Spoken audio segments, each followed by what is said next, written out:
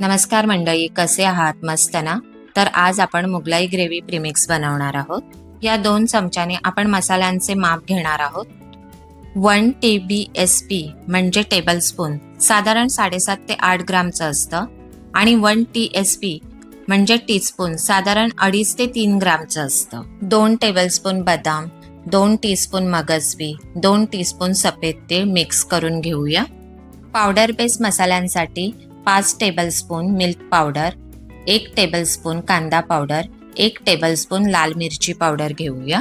1 teaspoon chaat masala, 1 teaspoon मीठ, 1 teaspoon कसुरी मेथी, half teaspoon garlic powder, 1 teaspoon cornflour, 1 teaspoon साखर, 1 teaspoon tandoori masala, 1 teaspoon tomato powder mix करून घेऊया. फोडणीसाठी तेजपत्ता, चक्रीफूल, दालचिनी, बडी इलायची, जावित्री, लवंग आणि काळा मिरी घेऊया. हे मसाले आपण 2 महिने स्टोअर करून ठेवू शकतो. पॅनमध्ये बदाम, मगजबी, तीळ 2 ते 3 मिनिटं मंद आचेवर भाजून घेऊया. या अगोदर तुम्ही जर माझ्या चॅनलला सबस्क्राईब आणि फॉलो केलं नसेल तर नक्की करा. सबस्क्राईब आणि फॉलो करण्याचे कोणतेही चार्जेस लागत नाहीत. थंड झाल्यानंतर मिक्सरमध्ये बारीक वाटून घेऊया. ही भाजी अगदी हॉटेलप्रमाणे चवीला होते. त्यामध्ये पावडर बेस मसाले घालून परत एकदा मिक्सरला वाटून घेऊया. दाट, घट्टसर, क्रीमी अशी ग्रेव्ही या प्रीमिक्सपासून तयार होते. या मसाल्यापासून साधारण 6 ते 7 लोकांसाठी आपण भाजी बनवू शकतो. तंदुरी रोटी, नान याबरोबर ही भाजी अप्रतिम लागते. तूप गरम करून मसाले परतवून घेऊया. तयार फोडणी मसाल्यांमध्ये मिक्स करूया.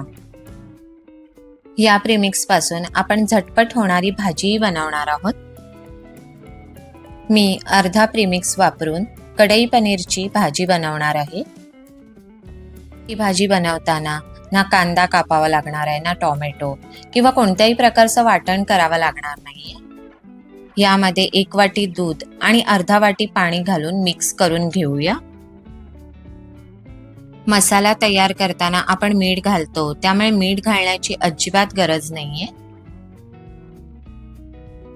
शिमला मिरची, कांदा आणि पनीर चौकोनी आकारामध्ये कापून घेऊया. या प्रीमिक्स पासून मुगलाई शाही पनीर कोर्माही बनवू शकता. पॅन मध्ये तेल घालून गरम करूया. जेवढं तेल घेतलंय त्याच प्रमाणात बटर घ्यायचं आहे. त्यामध्ये कांदा आणि मिरची 2 मिनिटे परतवून घेऊया. छान परतलं गेल्यानंतर आता त्यामध्ये तयार प्रीमिक्स घालून मिक्स करूया. ग्रेव्ही छान घट्ट होईपर्यंत सतत ढवळत राहायचं आहे.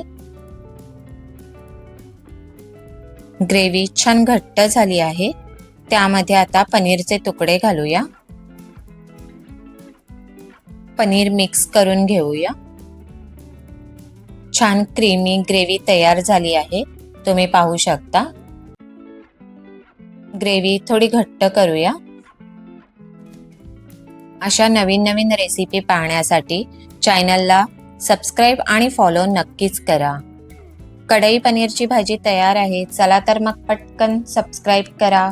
बेल आयकॉनवरही क्लिक करा. Thank you.